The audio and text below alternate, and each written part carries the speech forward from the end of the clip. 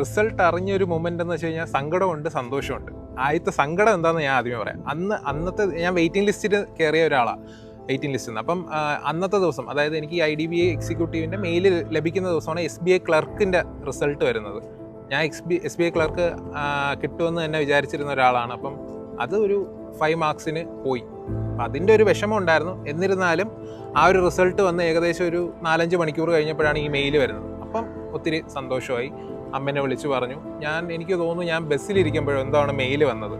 എന്നിട്ട് ഞാൻ അമ്മേനെ വിളിച്ചു പറഞ്ഞു. അപ്പോൾ അവരെല്ലാം ഹാപ്പിയാണ്. അന്ന് തന്നെ വീട്ടിലും പോയായിരുന്നു ഇവിടെ നിന്ന്. അവരെല്ലാം ഹാപ്പി ആയിരുന്നു. അപ്പോൾ അവർ വീട്ടുകാരെങ്ങനെ റിയാക്ട് ചെയ്തു റിസൾട്ടിന്? വീട്ടിൽ ചെന്ന് കഴിഞ്ഞാൽ അമ്മ എനിക്കൊരു ഉമ്മ തന്നായിരുന്നു. അതെനിക്കിപ്പോഴും ഓർമ്മയുണ്ട്. അത്രേ ഓർമ്മയുള്ളൂ. എൻ്റെ അടുത്ത് എൻ്റെ റിലേറ്റീവ്സ് തന്നെ ചോദിച്ചിട്ടുണ്ട്, നിനക്കിത് നിർത്തിയിട്ട് ഗൾഫിൽ പോയിക്കൂടെ? എൻ്റെ ഫാദർ ഗൾഫിലായിരുന്നു. അപ്പം പുള്ളിക്ക് വയ്യാണ്ടായിട്ടാണ്. അന്ന് തൊട്ടേ എനിക്കുള്ളൊരു ആഗ്രഹം എന്ന് പറഞ്ഞു കഴിഞ്ഞാൽ നമ്മുടെ ഹെൽത്ത് കളഞ്ഞ് വേറൊരു പുറം നാട്ടിൽ പോയി നിന്ന് പണിയെടുക്കേണ്ട ആവശ്യമില്ല, ഇവിടെ തന്നെ. കാരണം നമ്മളവിടെ പണിയെടുക്കുന്നു, എന്നിട്ട് വന്ന് ഹോസ്പിറ്റലിൽ ഇൻവെസ്റ്റ് ചെയ്യുന്നു. അതിൽ വലിയ യൂസ്ലെസ് ആയിട്ടാണ് എനിക്ക് തോന്നിയത്. അതിനെക്കാട്ടി നല്ലത് നമുക്ക് ഇവിടെ തന്നെ പറ്റുന്ന ഒരു ജോലി, പറ്റുമെങ്കിൽ ഒരു ഗവൺമെൻറ് ജോലി തന്നെ നേടിയെടുക്കുക, ഇവിടെ തന്നെ സെറ്റിൽ ആവുക എന്നുള്ളതാണ്. ഈ ഇടയ്ക്ക് എൻ്റെ ഒരു കസിൻ്റെ കല്യാണം ഉണ്ടായിരുന്നു. സാധാരണ എല്ലാ കല്യാണത്തിനും പോകുമ്പം എല്ലാവരും കേൾക്കുന്ന ക്ലീശ ചോദ്യം എന്താണ്, മോനെ ജോലിയായില്ലേ? പക്ഷെ ഇത്തവണ പോയപ്പോൾ ഞാൻ ഭയങ്കര ഹാപ്പി ആയിരുന്നു. കാരണം ജോലിയായി, ബാങ്കിലാണല്ലേ, ഏത് ബാങ്കിലാണ്, എവിടെയാണ് പോസ്റ്റിംഗ് എന്നുള്ള ക്വസ്റ്റ്യൻസ് ആണ് കേട്ടത്. അപ്പം അത് കേട്ടപ്പം മനസ്സിലൊരു സന്തോഷം വന്നു. നമ്മൾ ജയിലർ സിനിമയിൽ രജനീകാന്തൊക്കെ നടന്നു വരുന്ന കണക്ക് എല്ലാവരും എന്നെ തന്നെ നോക്കുന്നുണ്ടായിരുന്നു. അപ്പം അത് ഒരു ഹാപ്പി മൊമെൻ്റ് ആയിരുന്നു.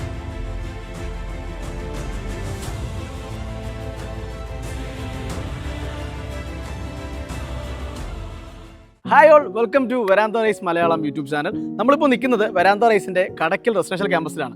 ഇവിടെ നിന്ന് വന്നത് എന്താണെന്ന് വെച്ചാൽ നമ്മുടെ മെൻറ്ററായി, അത് കഴിഞ്ഞ് TL ആയി, ഇപ്പോൾ വരാന്ത റൈസിൻ്റെ അച്ചീവറായിട്ട് മാറിയ ആരോമലിൻ്റെ വിശേഷങ്ങൾ അറിയാൻ വേണ്ടിയിട്ടാണ്. അപ്പോൾ നമുക്ക് ആരോമൽ എങ്ങനെയാണ് പ്രിപ്പയർ ചെയ്തത്, റെസിഡൻഷ്യൽ ക്യാമ്പസ് എങ്ങനെയാണ് ഹെൽപ്പ് ചെയ്തത്, ആ ഒരു പ്രിപ്പറേഷൻ ജേണി എങ്ങനെയായിരുന്നു എന്ന് ആരോമലിനോട് തന്നെ ചോദിക്കാം. ആരോമൽ, വെൽക്കം. അപ്പോൾ ആരോമൽ നമ്മുടെ റെസിഡൻഷ്യൽ ക്യാമ്പസിലെ മെൻറ്ററായിട്ടാണ് വന്നത്. അത് കഴിഞ്ഞ് ഇവിടുത്തെ TL ആയി, ഇപ്പോൾ IDBI എക്സിക്യൂട്ടീവ് എക്സാം ക്ലിയർ ചെയ്തിട്ട് അച്ചീവറായിട്ടാണ് നമ്മുടെ മുമ്പിൽ നിൽക്കുന്നത്. അപ്പോൾ ആരോമൽ, ഈ ഒരു മൊമെന്റിൽ എന്താണ് പറയാനുള്ളത് ഇവിടെ വന്നതിനെ കുറിച്ചും? വളരെയധികം സന്തോഷമുണ്ട്. ഞാൻ സ്റ്റാർട്ട് ചെയ്തത് ഒരു ജൂലൈ മാസത്തിൽ, ജൂലൈ മാസം ഒരു 9-നാണ് ഞാൻ വരാന്ത റൈസിൻ്റെ ട്രിവാൻഡ്രം ബ്രാഞ്ചിൽ ജോയിൻ ചെയ്യുന്നത്. ഇവിടത്തേക്കുള്ള ഫസ്റ്റ് ഒരു 5 സെറ്റ് ഓഫ് സ്റ്റാഫ്സ് ഉണ്ടായിരുന്നു. അപ്പോൾ അതിൽ ഒരാളായിട്ട്, അന്നത്തെ ബാങ്കിങ് മെൻറ്ററായിട്ടാണ് എന്നെ ചൂസ് ചെയ്തത്. വരാന്ത റൈസിനെ പറ്റി പറയുകയാണെങ്കിൽ, ഞാൻ ഡെമോയ്ക്ക് പോയി ഇരുന്ന ദിവസം തന്നെ എനിക്ക് LIC ADO എന്ന് പറയുന്ന ഒരു എക്സാമിൻ്റെ ഇൻ്റർവ്യൂവിൻ്റെ റിസൾട്ട് വന്നു. ഞാൻ വിചാരിച്ചു അത് കിട്ടുമെന്ന് വിചാരിച്ചു, പക്ഷേ എനിക്ക് കിട്ടിയില്ല. ആ ഒരു ഡെമോയ്ക്ക് കയറുന്നതിന് തൊട്ട് മുന്നെയാണ് റിസൾട്ട് വന്നത്. റിസൾട്ട് നോക്കിയപ്പം എനിക്ക് ക്ലിയർ ആയിട്ടില്ല എന്നുള്ള മെസ്സേജാണ് ഞാൻ കണ്ടത്. എന്നിട്ട് ഞാൻ ഡെമോ എടുത്തു. അതിൻ്റെ ഒരു വാശി ഉണ്ടായിരുന്നു. അപ്പം നല്ല രീതിക്ക് തന്നെ ഡെമോ എടുത്തു, സെലക്റ്റഡ് ആയി. അപ്പം PV സ്റ്റാർട്ട് ചെയ്യുന്നത് ഏകദേശം സെപ്റ്റംബർ ടൈമിലാണ്. അപ്പോൾ ആ ഒരു സെപ്റ്റംബർ ടൈമിലേക്ക് ജോയിൻ ചെയ്യാനുള്ള 5 പേരിൽ ഒരാളായിട്ടാണ് ഞാൻ കയറിയത്. എന്നിട്ട് ഇവിടെ വന്ന് ജോയിൻ ചെയ്തു. നേരത്തെ ഞാൻ പഠിച്ചത് വരാന്ത റൈസിലില്ല, എന്നിരുന്നാൽ കൂടി ഒരു റെസിഡൻഷ്യൽ ക്യാമ്പസിലാണ് ഞാൻ പഠിച്ചിരുന്നത്, വേറൊരു ഇൻസ്റ്റിറ്റ്യൂട്ടിലെ ഒരു റെസിഡൻഷ്യൽ ക്യാമ്പസ്. അപ്പോൾ അവിടെ ഉള്ള പ്രത്യേകതകൾ എന്താണ്, സ്റ്റുഡൻസ് എങ്ങനെ ആയിരിക്കും എന്നുള്ള കാര്യങ്ങളൊക്കെ എനിക്കൊരു ധാരണയുണ്ടായിരുന്നു. ഓക്കെ, അപ്പോൾ ആദ്യം തന്നെ ഈ റെസിഡൻഷ്യൽ ക്യാമ്പസിൻ്റെ പ്രത്യേകത, ഞാൻ പഠിച്ചതായിരുന്നാലും ഇവിടെ ഈ ഒരു സോൺ എന്ന് പറഞ്ഞു കഴിഞ്ഞാൽ കംപ്ലീറ്റ്ലി നമ്മൾ വീടിന്ന് പുറത്തായിട്ട് നിൽക്കുന്ന ഒരു അവസ്ഥയിലാണ്. അപ്പോൾ നമുക്ക് എന്താണ്, വീട്ടിലായിരിക്കുമ്പം അമ്മയാണെങ്കിൽ ജസ്റ്റ് അവർ എപ്പോഴും ബുദ്ധിമുട്ടിക്കണമെന്നില്ല, എന്നിരുന്നാൽ കൂടി നമ്മൾ കടയിൽ പോയിട്ട് വാ, അല്ലെങ്കിൽ കല്യാണത്തിന് പോകുമ്പോൾ കൂടെ പോകും, അങ്ങനെ കുറച്ച് നമ്മൾ എൻഗേജ്ഡ് ആയിരിക്കും എപ്പോഴും. അപ്പോൾ ആ കുറേ ടൈം നമുക്ക് ഈ കുറച്ച് ടൈം കൂടിച്ചേർന്ന് കുറേ ഒരു ടൈം നമുക്ക് വേസ്റ്റായി പോകുന്നുണ്ട്. അപ്പോൾ ഇങ്ങനെയുള്ള ക്യാമ്പസുകൾ വന്ന് പഠിക്കുകയാണെങ്കിൽ നമുക്ക് ആ ടൈം ലാഭിക്കാൻ പറ്റും. അതാണ് ഈ റെസിഡൻഷ്യൽ ക്യാമ്പസിൻ്റെ പ്രത്യേകത എന്ന് പറയുന്നത്. പിന്നെ നമുക്ക് ഓൺ ബോർഡ് തന്നെ നമുക്കിവിടെ മെൻറ്റേഴ്സ് അവൈലബിൾ ആണ്.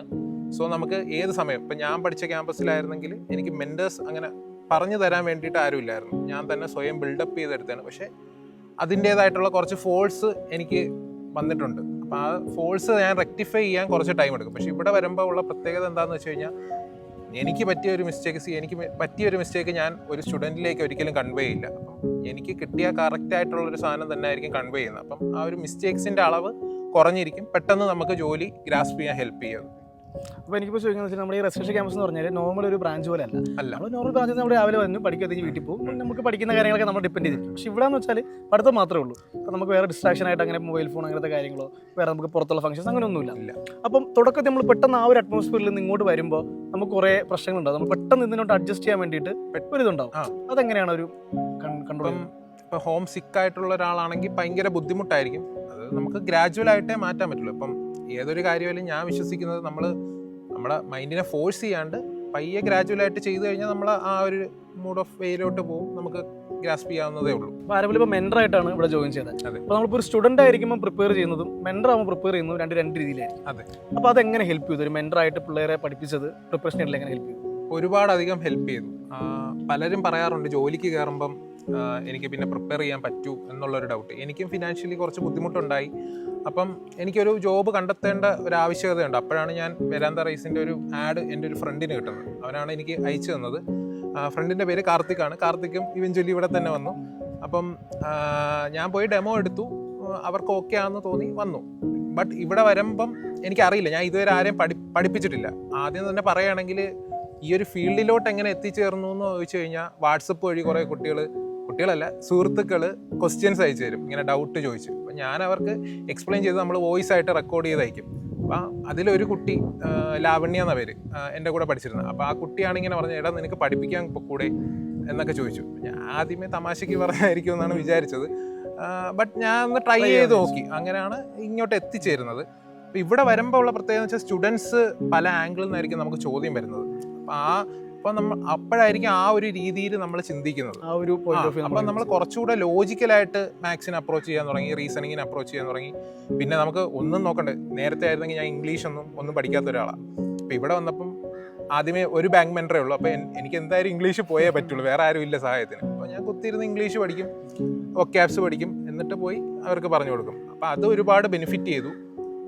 പിന്നെ ഒഴിവ് ഫ്രീ ആവുന്ന ടൈമിൽ മാക്സിമം എനിക്ക് വേണ്ടിയുള്ള പ്രിപ്പറേഷനിലോട്ട് ഞാൻ മുന്നോട്ട് പോയി. നൈറ്റൊക്കെ ആകുമ്പോൾ മോക്സ് അടിക്കും. കറണ്ട് അഫയേഴ്സ് ഇടയ്ക്ക് വെച്ച് ഞാൻ മാത്രമേ ഉള്ളായിരുന്നു. അപ്പം കറണ്ട് അഫയേഴ്സ് ഡെയിലി എടുക്കുന്ന ഞാനാണ്. അന്നൊക്കെ എനിക്ക് കിട്ടിയ ബെനിഫിറ്റ് എന്ന് പറഞ്ഞു കഴിഞ്ഞാൽ കറണ്ട് അഫയേഴ്സ് നല്ല രീതിക്ക് ഹാൻഡിൽ ചെയ്യാൻ പറ്റി. ഇപ്പം എത്ര വർഷമായി പ്രിപ്പറേഷൻ തുടങ്ങിയിട്ടായിരുന്നു? എൻ്റെ ജേർണി സ്റ്റാർട്ട് ആവുന്നത് 2021 ഒക്ടോബർ മാസത്തിലാണ്. ഒക്ടോബർ 20-നാണ്. 4 വർഷം. ഇതിനിടയ്ക്ക് ഒരുപാട് പ്രശ്നങ്ങൾ, ഒരുപാട് ബുദ്ധിമുട്ടുണ്ടായിട്ടുണ്ടാവും, സെൽഫ് ഡൗട്ട് ഉണ്ടായിട്ടുണ്ടാവും. ഇപ്പം ഫാമിലിയുടെ ഭാഗത്ത് നിന്ന് ഫ്രണ്ട്സിന്റെ ഭാഗത്ത് നിന്നാണെങ്കിൽ നമുക്ക് ഒരുപാട് കുത്തുവകൾ അങ്ങനെ കാര്യങ്ങളൊക്കെ ഉണ്ടായിട്ടുണ്ടാവും. അതൊക്കെ എങ്ങനെ ഹാൻഡിൽ ചെയ്ത്? എൻ്റെ അടുത്ത് എൻ്റെ റിലേറ്റീവ്സ് തന്നെ ചോദിച്ചിട്ടുണ്ട്, നിനക്കിത് നിർത്തിയിട്ട് ഗൾഫിൽ പോയിക്കൂടെ? എൻ്റെ ഫാദർ ഗൾഫിലായിരുന്നു. അപ്പം പുള്ളിക്ക് വയ്യാണ്ടായിട്ടാണ് ഇവിടെ വന്നത്. അപ്പം അന്ന് തൊട്ടേ എനിക്കുള്ളൊരു ആഗ്രഹം എന്ന് പറഞ്ഞു കഴിഞ്ഞാൽ നമ്മുടെ ഹെൽത്ത് കളഞ്ഞ് വേറൊരു പുറം നാട്ടിൽ പോയി നിന്ന് പണിയെടുക്കേണ്ട ആവശ്യമില്ല, ഇവിടെ തന്നെ. കാരണം നമ്മളവിടെ പണിയെടുക്കുന്നു, എന്നിട്ട് കൊണ്ട് ഹോസ്പിറ്റലിൽ ഇൻവെസ്റ്റ് ചെയ്യുന്നു. അതിൽ വലിയ യൂസ്ലെസ് ആയിട്ടാണ് എനിക്ക് തോന്നിയത്. അതിനെക്കാട്ടി നല്ലത് നമുക്ക് ഇവിടെ തന്നെ പറ്റുന്ന ഒരു ജോലി, പറ്റുമെങ്കിൽ ഒരു ഗവൺമെൻറ് ജോലി തന്നെ നേടിയെടുക്കുക, ഇവിടെ തന്നെ സെറ്റിൽ ആവുക എന്നുള്ളതാണ്. പിന്നെ ഈ ഒരു 4 വർഷത്തെ പ്രിപ്പറേഷൻ ജേണിയിൽ ഉണ്ടായ ഏറ്റവും വലിയൊരു ഡിഫിക്കൽട്ടി എന്തായിരുന്നു? അതെങ്ങനെ ടാക്കിൾ ചെയ്തു? ഡിഫിക്കൽട്ടി ഞാൻ റിസൾട്ട്സ് കാണുമ്പോൾ തന്നെ, ഇപ്പം ഓൾമോസ്റ്റ് എക്സാംസ് എഴുതുമ്പോഴേ നമുക്കറിയാം കിട്ടുമോ ഇല്ലേ എന്നുള്ളത്. ചില എക്സാംസ് നമുക്ക് കിട്ടുമെന്ന് വിചാരിച്ചിട്ടിരുന്നിട്ട് കിട്ടണ്ടായി. 1/4 മാർക്കിന് 1/2 മാർക്കിന്. ഇപ്പം കഴിഞ്ഞ RRB ക്ലർക്ക് ആണെങ്കിൽ 1/4 മാർക്കിന് പ്രിലിംസ് പോയി. കട്ട് ഓഫ് നല്ല കൂടുതലാണ്, എങ്കിലും ഒരു 1/4 മാർക്കെന്ന് കാണുമ്പോൾ നമുക്ക് നല്ല വിഷമമാവും. അപ്പോൾ ഈ ജസ്റ്റിന് പോകുന്നത് കാണുമ്പോഴാണ് നല്ല വിഷമം വരുന്നത്. ഇപ്പോൾ നമ്മുടെ ഈ റെസിഡൻഷ്യൽ ക്യാമ്പസിൽ ഒരുപാട് ഫെസിലിറ്റീസ് ഉണ്ട്. നമുക്കിപ്പോൾ ലാബ് ഫെസിലിറ്റി ഉണ്ട്, ലൈബ്രറി ഉണ്ട്, അതുപോലെ നമുക്ക് 24 hours മെന്റർ സപ്പോർട്ടിന് ഒരുപാട് കാര്യങ്ങളുണ്ട്. ഇപ്പോൾ ആരോഗ്യ ഈ ഒരു പ്രിപ്പറേഷൻ ജേണിയിൽ ഇവിടുത്തെ എന്ത് ഫാക്ടറാണ് ഏറ്റവും കൂടുതൽ ഹെൽപ്പ് ചെയ്യുന്നത്? ഫാക്കൽറ്റി ടീച്ചിങ് ആണ്. ഫാക്കൽറ്റി ടീച്ചിങ് എന്ന് പറഞ്ഞു കഴിഞ്ഞാൽ ഞാൻ ക്വസ്റ്റ്യൻസ് ഇപ്പം പ്രിപ്പയർ ചെയ്യുന്നു, എന്നിട്ട് അവർക്ക് ഡിക്റ്റേറ്റ് ചെയ്ത് പറയുകയാണ്. ഇപ്പം കാൽക്കുലേഷനിൽ ഇപ്പം ഞാൻ ഇവിടെ വരുന്ന വരെ സിമ്പിളായിട്ടുള്ളൊരു കാര്യം പറയുകയാണെങ്കിൽ മൾട്ടിപ്ലിക്കേഷൻ ടേബിൾ, ഗുണന പട്ടിക 10 പേരെ അറിയാവുള്ളൂ. എൻ്റെ എല്ലാ ഇൻസ്റ്റിറ്റ്യൂട്ടിലുള്ള സാറന്മാരും പറയും 20 പേരെ പഠിക്കണം, അല്ലെങ്കിൽ 30 പേരെ പഠിക്കണം, 25 പേരുള്ള ക്യൂബ്, അല്ലെങ്കിൽ 30 പേരുള്ള ക്യൂബ്, 15 അല്ലെങ്കിൽ 20 പേരുള്ള സ്ക്വയേഴ്സ്, അങ്ങനെ പഠിക്കണമെന്ന് പറയും. പക്ഷേ നമ്മളാരും മെനക്കെടാറില്ല. പക്ഷെ ഇവിടെ വന്നിട്ട് ഞാൻ ഒന്ന് നോക്കി, ഇങ്ങനെ നമുക്ക് കാൽക്കുലേഷൻ എങ്ങനെ എളുപ്പത്തിൽ ചെയ്യാം. അപ്പം ടേബിൾ പഠിക്കാൻ തുടങ്ങി. അപ്പം പുതിയതായിട്ട് വരുന്ന ബാച്ചുകൾക്ക് ഞാൻ മൾട്ടിപ്ലിക്കേഷൻ ടേബിൾ പറഞ്ഞു കൊടുക്കും. പിന്നെ ലെറ്റേഴ്സ്, നമ്പേഴ്സ്, കോഡിങ്, ഡീകോഡിങ് പോലത്തുള്ള സാധനങ്ങൾ, അതൊക്കെ ലെറ്റേഴ്സിൻ്റെ നമ്പർ കാണാതെ പഠിച്ചു കഴിഞ്ഞാൽ സ്പീഡിൽ ചെയ്യാൻ പറ്റും. അപ്പോൾ എന്തൊരു കാര്യം ഇപ്പം 1 സെക്കൻഡിൽ കിട്ടുന്ന സാധനമാണെങ്കിൽ ഞാൻ കാണാതെ പഠിക്കണമെന്നുണ്ടെങ്കിൽ കാണാതെ പഠിച്ചിരിക്കും. ഇപ്പോൾ ക്യൂവിൻ്റെ നമ്പർ ക്യൂ ആൽഫബറ്റിക്കൽ ഓർഡറിൽ 17 ആണ് നമ്പർ, കാണാതെ പഠിച്ച് വെച്ചേക്കുന്നതാണ്. റെയിൽവേയുടെ എക്സാംസിന് പോയപ്പം ഏകദേശം ഒരു 5ഓളം ചോദ്യങ്ങൾ ആ ഒരു ബേസ്. അപ്പം ആ ഒരു 5 ചോദ്യം കവറപ്പ് ചെയ്യാൻ എനിക്കൊരു 10 സെക്കൻഡ് മാക്സിമം എളുപ്പമായിരുന്നു. അപ്പം നമുക്ക് എന്താണോ വേണ്ടത്, സ്പീഡാണ് വേണ്ടത്. ടോപ്പിക്സ് എല്ലാം കവറപ്പ് ചെയ്തു, പിന്നെ സ്പീഡാണ് വേണ്ടത്. അതിന് മാക്സിമം എന്ത് ചെയ്താൽ കിട്ടും അതിന് അനുസരിച്ച് പോയി. ഇങ്ങനെ ലാബ് എങ്ങനെ യൂസ് ചെയ്യായിരുന്നു ഇവിടെ? ഞാൻ എൻ്റെ വർക്കെല്ലാം കഴിഞ്ഞിട്ട്, അതായത് ഏകദേശം ഒരു 5 o'clock ഒക്കെ ആകുമ്പോൾ ഫ്രീ ആവും. 5 o'clock 6 o'clock അത് കഴിഞ്ഞിട്ട് ഫുഡൊക്കെ കഴിച്ച് വന്നിട്ട് ബാക്കി സമയം ഫുള്ള് ലാബിലിരുന്ന് സ്പെൻഡ് ചെയ്യും. കറണ്ട് അഫയേഴ്സ് പഠിക്കും, PDFs വെച്ചിട്ടാണ് വായിച്ചു പോകുന്നത്. എന്നിട്ട് മോക്ക് അടിക്കും, ഡെയിലി 1 മോക്ക് വെച്ച് അടിച്ചു പോകും. പിന്നെ മെയിൻസ് ആകുമ്പോൾ മെയിൻസ് ആയിരിക്കും കണ്ടിന്യൂസ് ചെയ്യുന്നത്. വീട്ടുകാരുടെ സപ്പോർട്ട് എങ്ങനെ ഉണ്ടായിരുന്നു? നല്ല രീതിക്ക് തന്നെയാണ് സപ്പോർട്ട് ചെയ്തിരുന്നത്. ഞാൻ ഒരു 1.5 വർഷം ഇതുപോലെ ഒരു റെസിഡൻഷ്യൽ ക്യാമ്പസിലാണ് പഠിച്ചത്. അപ്പം അന്നത്തേരം എൻ്റെ ഫീസും കാര്യങ്ങളും എല്ലാം അച്ഛനും അമ്മയും കൂടെ ചേർന്ന് തന്നെയാണ് അടച്ചുകൊണ്ടിരുന്നത്. പിന്നീട് അച്ഛൻ വയ്യാണ്ടായി വന്നു. അപ്പം നമുക്കൊരു ഫിനാൻഷ്യലി ഒരു ഇൻസ്റ്റബിലിറ്റി വന്നു. അപ്പോഴാണ് ഞാനും ഇതേപോലെ ഒരു ജോബ് വേണമെന്നുള്ളത് നോക്കി ആദ്യമേ വേറെ ഒരു ഫീൽഡിലോട്ട് പോയാലോ എന്ന് വരെ ചിന്തിച്ചു. പക്ഷേ സ്റ്റിൽ ഇതിനെ വിട്ട് കളയേണ്ടെന്ന് അമ്മയാണ് പറഞ്ഞത്. അപ്പം ഇതുപോലൊരു ഓപ്പർച്യൂണിറ്റി കിട്ടിയപ്പോൾ നല്ലതാണെന്ന് തോന്നി. അത്യാവശ്യം പേയ്മെൻറ്റ് കിട്ടും, എൻ്റെ കാര്യങ്ങളെല്ലാം നടന്നു പോകുന്നു തോന്നിയുകൊണ്ട് ഞാൻ ഇവിടെ ജോയിൻ ചെയ്തു. അപ്പോൾ നമ്മളൊരു 4 വർഷമായിട്ട് പ്രിപ്പയർ ചെയ്യുന്നുണ്ടെന്ന് പറഞ്ഞു. അപ്പോൾ ഇതിനിടയ്ക്ക് നമ്മളൊരു കോമ്പറ്റീവ് എക്സാമിന് പ്രിപ്പയർ ചെയ്ത് കഴിഞ്ഞാൽ ഏറ്റവും ഇമ്പോർട്ടൻ്റ് ഉള്ള കാര്യമാണ് സെൽഫ് മോട്ടിവേഷൻ. അപ്പോൾ നമ്മളെ തന്നെ മോട്ടിവേറ്റ് ചെയ്യണം, നമുക്കൊണ്ടത് പറ്റുമെന്നുള്ളത്. ഈ 4 വർഷം കണ്ടിന്യൂ ചെയ്ത് പോകാന്ന് വെച്ചാൽ ചെറിയ കാര്യമൊന്നുമില്ല. അപ്പോൾ ആ ഒരു സെൽഫ് മോട്ടിവേഷൻ ഫാക്ടർ എന്തായിരുന്നു? 4 വർഷം അത് എൻ്റെ മിസ്റ്റേക്ക് കാരണം വന്നതാണ്. ഇപ്പം ഒരാൾക്ക് ഇത്രയും ടൈം എടുക്കുന്നത് എന്താണെന്ന് വെച്ചാൽ ഞാൻ പേഴ്സണലി ബിലീവ് ചെയ്യുന്നത് എൻ്റെ മിസ്റ്റേക്സ് കൊണ്ടാണ്. അപ്പം എനിക്ക് ഒരുപാട് ഇറഗുലാരിറ്റീസ് വന്നിട്ടുണ്ട് പഠിത്തത്തിൽ. ഞാൻ കൺസിസ്റ്റൻ്റ് ആയിട്ട് പോവാറില്ലായിരുന്നു. അപ്പം അതൊരു പോയിന്റിൽ വെച്ച് ഞാൻ ഒന്ന് ടാക്കിൾ ചെയ്തു. എന്ന് വെച്ചാൽ ആദ്യമൊക്കെ ഞാൻ വരുത്തിക്കൊണ്ടിരുന്ന ആ മിസ്റ്റേക്ക് എന്ന് പറഞ്ഞു കഴിഞ്ഞാൽ ഞാൻ പ്രിലിംസിൻ്റെ മോക്ക് മാത്രം അടിക്കും. അപ്പം ഒരു പോയിന്റ് എത്തിക്കഴിഞ്ഞാൽ പ്രിലിംസ് എല്ലാം ക്ലിയർ ചെയ്യുന്നുണ്ട്, മെയിൻസ് കിട്ടുന്നില്ല. അത് അന്ന് ഞാൻ വരുത്തിയ മിസ്റ്റേക്ക് എന്താണെന്ന് വെച്ച് കഴിഞ്ഞാൽ മെയിൻസ് പഠിക്കുന്നില്ല. അപ്പം ഞാൻ ഇവിടെ വരുന്ന സ്റ്റുഡൻസിൻ്റെ അടുത്തെല്ലാം ആദ്യമേ തന്നെ പറയും കറണ്ട് അഫയേഴ്സ് പഠിക്കുക, ഇംഗ്ലീഷ് നല്ല രീതിക്ക് പഠിക്കുക. ഇംഗ്ലീഷ് വീക്കായതിൻ്റെ പേരും കറണ്ട് അഫയേഴ്സ് പഠിക്കാതെ പോകുന്നതിൻ്റെ പേരിലാണ് ഇപ്പോഴും ഭൂരിഭാഗം പേർക്കും മെയിൻസ് കിട്ടാത്തത്. നമുക്കിനി ഈ റിസൾട്ട് അറിഞ്ഞൊരു മൊമെന്റ് ഇല്ലേ, ആ ഒരു മൊമെന്റിനെ കുറിച്ച് എങ്ങനെ ഡിസ്ക്രൈബ് ചെയ്യാൻ പറ്റും? റിസൾട്ട് അറിഞ്ഞൊരു മൊമെന്റ് എന്ന് വെച്ച് കഴിഞ്ഞാൽ സങ്കടമുണ്ട്, സന്തോഷമുണ്ട്. ആദ്യത്തെ സങ്കടം എന്താണെന്ന് ഞാൻ ആദ്യമേ പറയാം. അന്നത്തെ ഞാൻ വെയിറ്റിംഗ് ലിസ്റ്റിൽ കയറിയ ഒരാളാണ്, വെയിറ്റിംഗ് ലിസ്റ്റിൽ നിന്ന്. അപ്പം അന്നത്തെ ദിവസം, അതായത് എനിക്ക് ഈ IDBI എക്സിക്യൂട്ടീവിൻ്റെ മെയിൽ ലഭിക്കുന്ന ദിവസമാണ് SBI ക്ലർക്കിൻ്റെ റിസൾട്ട് വരുന്നത്. ഞാൻ SBI ക്ലർക്ക് കിട്ടുമെന്ന് തന്നെ വിചാരിച്ചിരുന്ന ഒരാളാണ്. അപ്പം അത് ഒരു 5 മാർക്സിന് പോയി.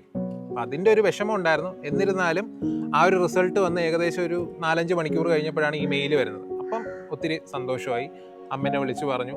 എനിക്ക് തോന്നുന്നു ഞാൻ ബസ്സിലിരിക്കുമ്പോഴോ എന്താണ് മെയിൽ വന്നത്. എന്നിട്ട് ഞാൻ അമ്മേനെ വിളിച്ചു പറഞ്ഞു. അപ്പോൾ അവരെല്ലാം ഹാപ്പിയാണ്. അന്ന് തന്നെ വീട്ടിലും പോയായിരുന്നു ഇവിടെ നിന്ന്. അവരെല്ലാം ഹാപ്പി ആയിരുന്നു. അപ്പോൾ അവർ വീട്ടുകാരെങ്ങനെ റിയാക്ട് ചെയ്തു റിസൾട്ടിനോട്? വീട്ടിൽ ചെന്ന് കഴിഞ്ഞാൽ അമ്മ എനിക്കൊരു ഉമ്മ വന്നായിരുന്നു. അതെനിക്കിപ്പോഴും ഓർമ്മയുണ്ട്. അത്രേ ഓർമ്മയുള്ളൂ. ഓക്കെ. ഇപ്പം ഞാനൊരു ഹൈപ്പോത്തറ്റിക്കൽ ഒരു ക്വസ്റ്റ്യൻ ചോദിക്കാം. ആരും ഒരു അവസരം കിട്ടുകയാണ്, ഇപ്പം ഈ പ്രിപ്പറേഷൻ ചെയ്ത് തുടങ്ങിയ സമയത്തേക്ക് പോകാനൊരു അവസരം കിട്ടുകയാണ്, വീണ്ടും സ്റ്റാർട്ട് ചെയ്യാൻ വേണ്ടിയിട്ട്. അങ്ങനെയാണെങ്കിൽ ഇപ്പോൾ വന്നതിൽ എന്തെങ്കിലും കാര്യങ്ങൾ തിരുത്തുമോ അല്ലെങ്കിൽ എന്തെങ്കിലും ആഡ് ചെയ്യുമോ? തിരുത്തും, ഓഫ് കോഴ്സ് ആയിട്ടും തിരുത്തും. ആദ്യം മുതലേ കറണ്ട് അഫയേഴ്സ് പഠിച്ചു തുടങ്ങും.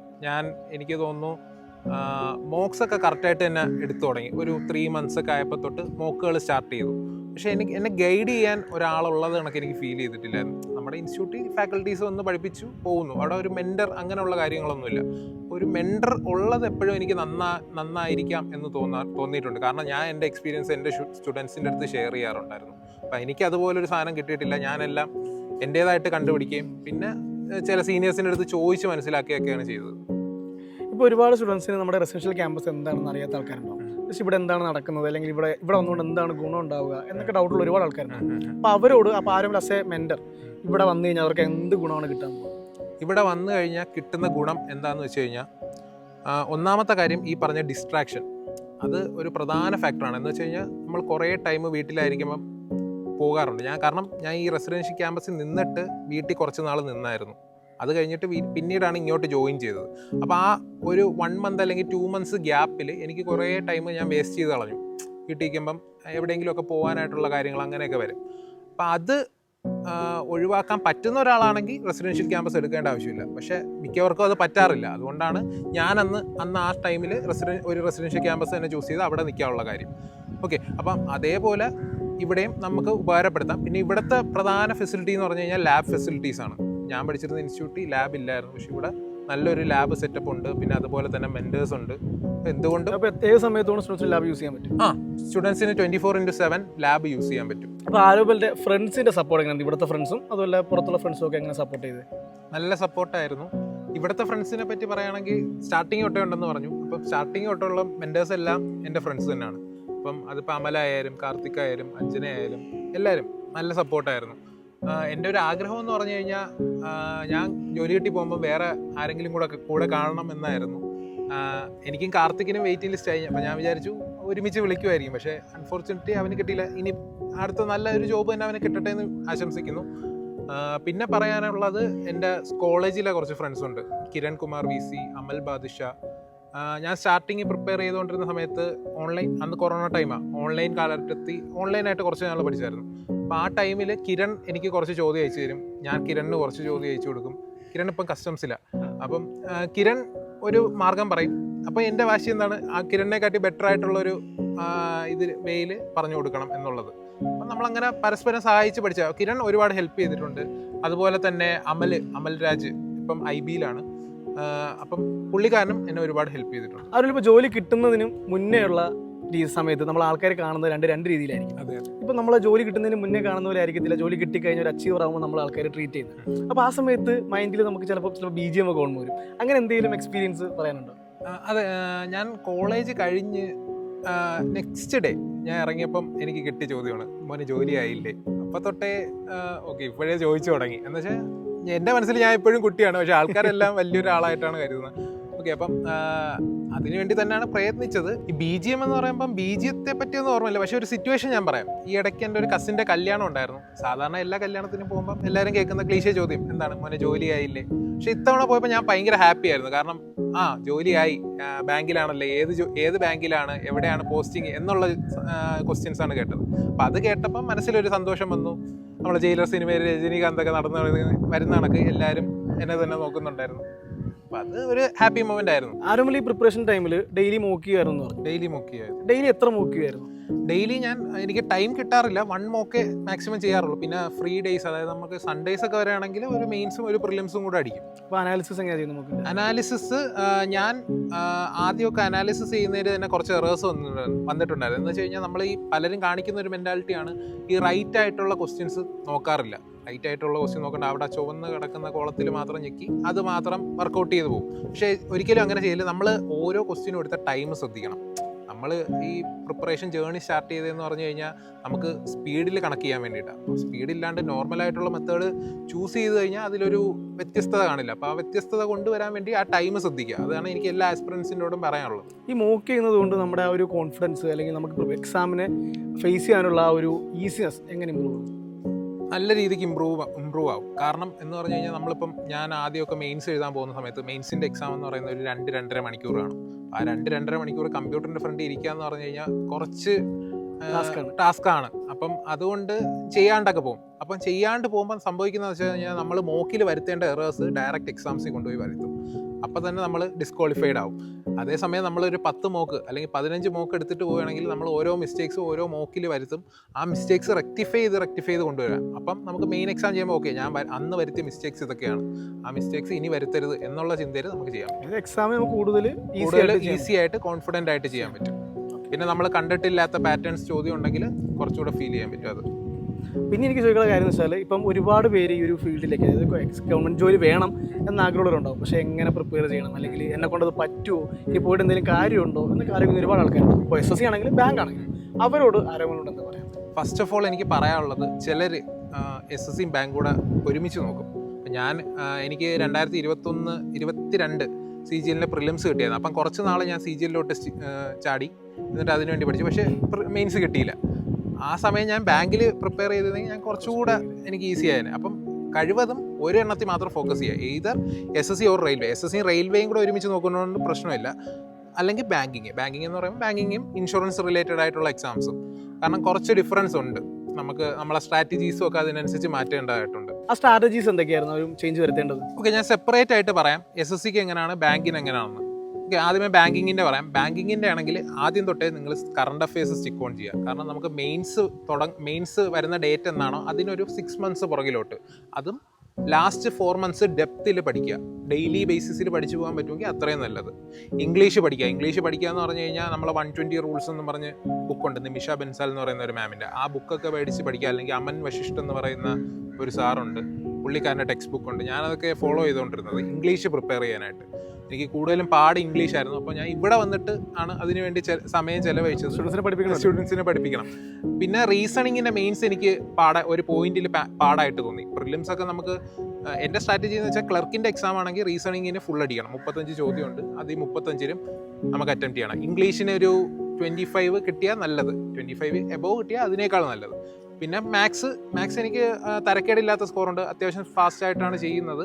അതുകൊണ്ട് മാത്സിനെ പറ്റി അത്ര പ്രശ്നം ആയിട്ട് തോന്നിയിട്ടില്ല.